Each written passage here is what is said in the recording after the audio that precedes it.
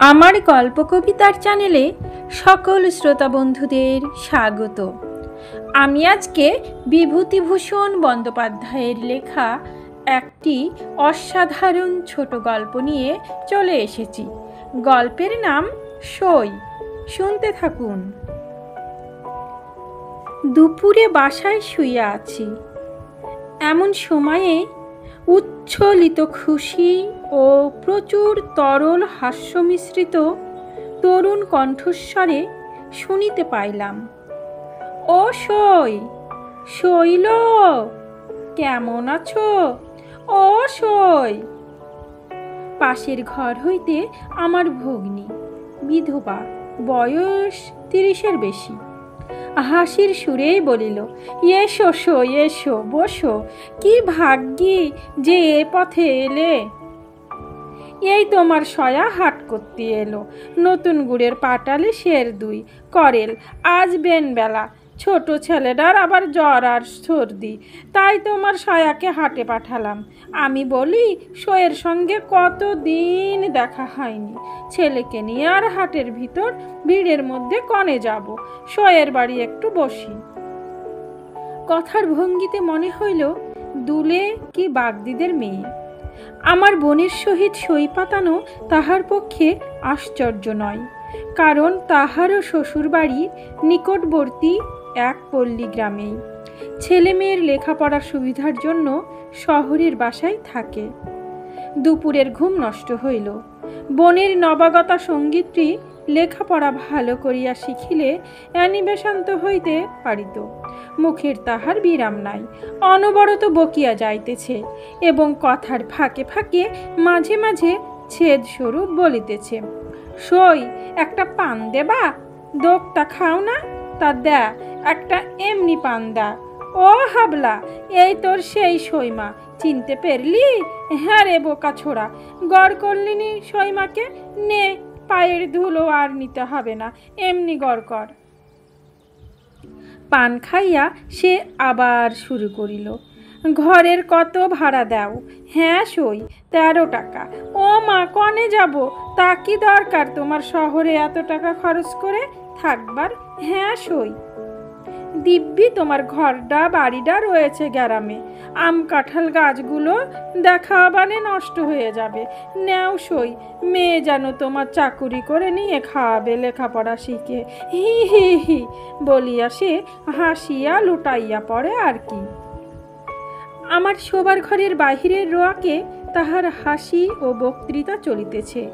তা ও এমন উচ্চকণ্ঠে যে কলকাতা শহরে হইলে ফুটপাতে ভিড় জমিয়া যাইত।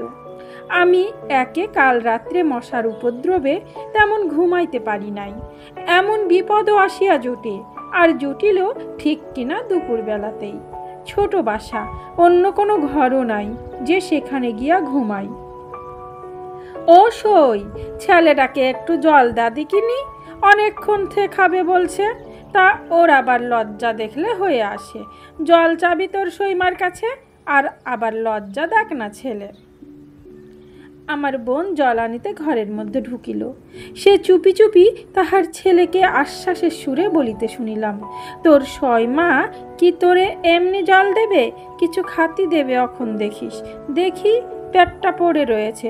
ও মোর বাপ, সেই সকালে 2টা পান্তা খেলো, আহা, পাটালির হাটে বিক্রি হলি, চাল কিনে নিয়ে যাব, এবেলা ভাত রাঁধবো অখন। এমন তোমার সইমা, যা খ্যাতি দেয় তাই খেয়ে থাকো, পয়সা নেই যে মানিক।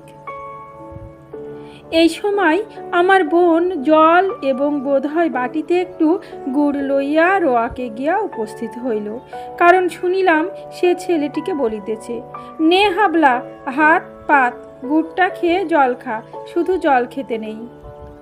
হাবলা ও হাবলার মাঝে একটু নিরাশ হইয়াছে, ইহা আমি তাহাদের গলার সুর হইতেই অনুমান করিলাম। হাবলার মা নিরুৎসাহভাবে বলিল, নে, গুড়টুকু হাতে নে, খেয়ে ফেল, যেন রোয়াকে না পড়ে। ঠিক দুপুরের পরই সময়টা, এখন যে কিছু খাইতে দেওয়া প্রয়োজন, এ কথা আমার বোনের মাথায় আসে নাই বুঝিলাম। তাছাড়া পল্লীগ্রামে এরকম নিয়মও নাই। ভালো কথা সই, তোমার জন্য ভালো লঙ্কার বীজ এনেলাম।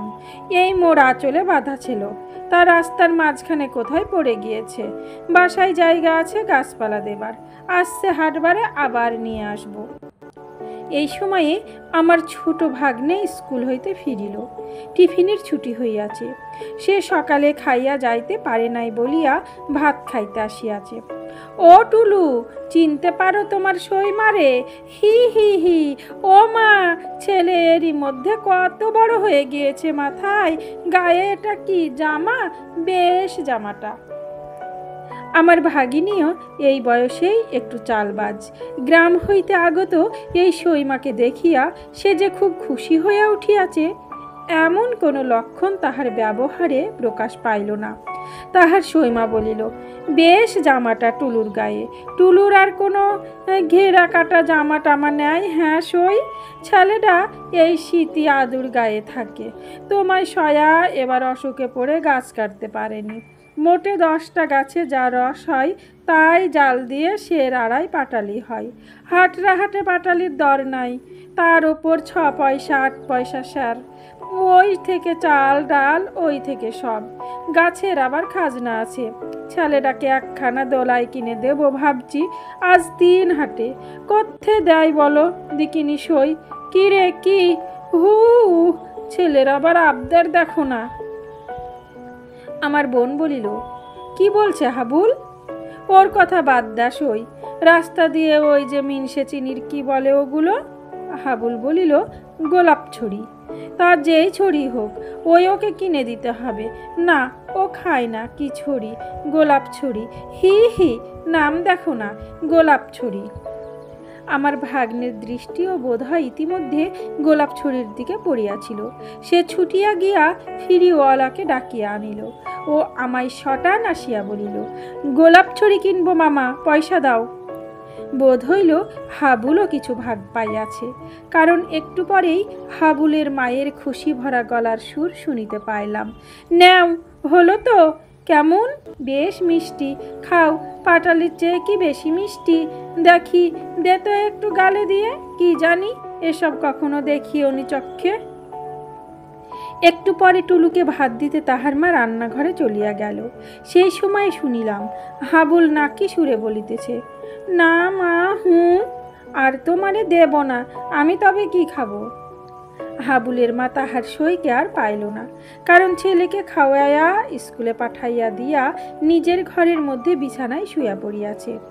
অনুপস্থিত সইয়ের উদ্দেশ্যে হাবুলের মা আপন মনে অনেক গল্প করিয়া গেল। খানিক পরে শুনিলাম বলিতেছে, ও সই, কনে গেলে? ঘুমলে নাকি? মোরে আর একটা পান দেবা না? কেহ তাহার কথার উত্তর দিল না। বেলা 3টা বাজিয়াছে।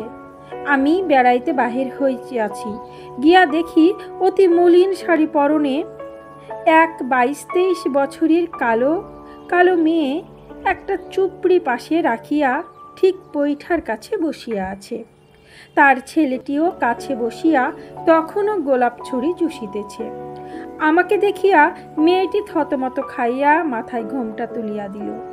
দুপুরের বিশ্রামের ব্যাঘাত হওয়ায় মনটা বিরক্ত ছিল। একটু রুক্ষ সুরেই বলিলাম, একটু সরে বসো পথ থেকে, চুপড়িটা রাস্তার ওপর কেন? মেয়েটি ভয়ে ও সংকোচে জড়সড় অবস্থায় চুপড়ি সরাইয়া এক পাশে রাখিয়া নিজে যেন একেবারে মাটির সহিত মিশিয়া গেল। সন্ধ্যার কিছু আগে উকিলদের ক্লাবে টেনিস খেলিয়া বাসায় ফিরিতেছি। দেখি বাসার পাশে বড় বড় রাস্তার ধারে ভূততলার শুকনো পাতার উপরে আমার বোনের সই তাহার ছেলেটিকে লইয়া বসিয়া আছে। পাশে সেই চুপড়ি ও একটা ছোট ময়লা কাপড়। সন্ধ্যা হইবার দেরি নাই। তত গাছের মগডালেও আর রোদ দেখা যায় না। হাবুলের বাপ এখনও পাটালি বিক্রি করিয়া হাট হইতে ফিরে নাই। মেয়েটি যেন কেমন ভরসাহারা নিরাশ মুখে বসিয়া আছে। অন্তত তেমন হাসি খুশির ভাব আর দেখিলাম না। সমাপ্ত। গল্প সই। কলমে বিভূতিভূষণ বন্দ্যোপাধ্যায়। কণ্ঠে আমি রোজি। আমার গল্প পাঠ যদি আপনাদের ভালো লেগে থাকে তাহলে চ্যানেলটি সাবস্ক্রাইব করে পাশে থাকবেন। আপনাদের ভালো লাগা, ভালোবাসা ও সহযোগিতা আমার চলার পথের পাথেয়।